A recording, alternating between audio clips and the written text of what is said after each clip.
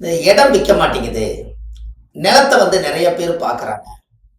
ஆனால் நிலம் விற்க மாட்டேங்குது. என்னன்னே தெரியலைங்க. நானும் என்னென்னமோ நிலத்துக்காக என்னென்னமோ பூஜையெல்லாம் பண்ணி பார்த்துட்டேன். எனக்கு நிலம் விற்க மாட்டேங்குதுன்னு நிறைய பேர் ஜாதகம் பார்க்க வரும்போது, இந்த பூமி வித்துச்சுன்னா பிள்ளை கல்யாணம் பண்ணிடுவனுங்க, பையனை படிக்க வச்சிருவேன், ஒரு வீடு கட்டிக்குவேன், பாட்டம் போட்டு சம்பாரிச்ச சொத்து, பூர்வீக சொத்து, என்ன சாபமோ பாவமோ தெரியல.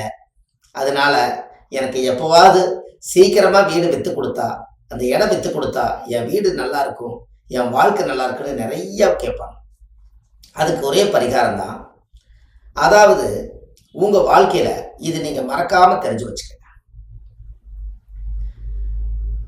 இந்த இடம் விற்கணும்னா விற்கிற மண்ணவே எடுத்து தண்ணியில் குழச்சி ஒரு விநாயகரோடு செஞ்சு வெத்தலை மேலே வச்சு 7 செவ்வாய்க்கிழமை விளக்கு போடுங்க. உங்கள் வீட்டில் வச்சு அந்த இடம் வித்துரும்.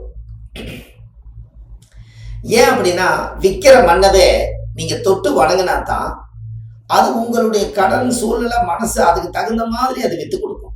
அதுக்கு மண்ணை மதிக்கணும் அல்லவா?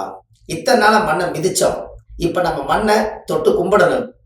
சும்மா போய் கும்பிடுங்கன்னா கும்பிடுவாங்களா? கும்பிட மாட்டாங்க. அப்போ அதனால நம்ம என்ன பண்ணலாம் அப்படின்னா, அந்த மண்ணை தொட்டு கும்பிடணும் அப்படின்னா வாழ்க்கையில நீங்க ஒரு விநாயகர் சிலையை செஞ்சு மண்ணிலேயே விநாயகர் பிடிங்க.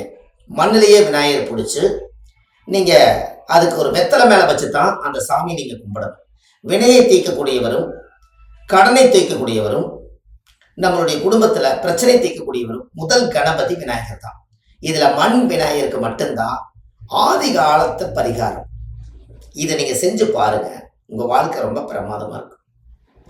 செம்மண்ணு எம்மண்ணுக்கு தோஷம் இல்லையா? அந்த செம்மண்ணில் ஒரு விநாயகரை பிடிச்சி தேங்காவை உடைச்சி வச்சு ஃபஸ்ட்டு நாள் சாமி கும்பிட்டு 7 செவ்வாய்க்கிழமை விளக்கு போட்டு சாமி கும்பிடுங்க. வீட்டில் தினமும் நீங்கள் கும்பிடலாம். இடம் விற்கணும், நல்லவங்க வந்து வாங்கணும், அந்த காசு நல்லதுக்கு பயன்படணும்னு நீங்கள் பிரார்த்தனை பண்ணி விளக்கேற்றுங்க. அது எவ்வளோ நல்ல வேலை செய்யுதுன்னு பாருங்க.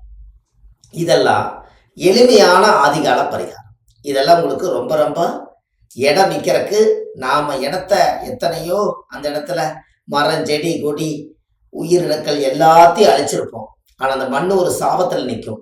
அது என்ன சாபனே தெரியாது. அப்போ என்னைக்கு நீங்கள் அதை தொட்டு வணங்குறீங்களோ அன்னைக்கு உங்களுடைய கஷ்ட சூழ்நிலையை அறிஞ்சு தெரிஞ்சு புரிஞ்சு அந்த மண் உங்களுக்கு சாதகமாக பயன்படும்.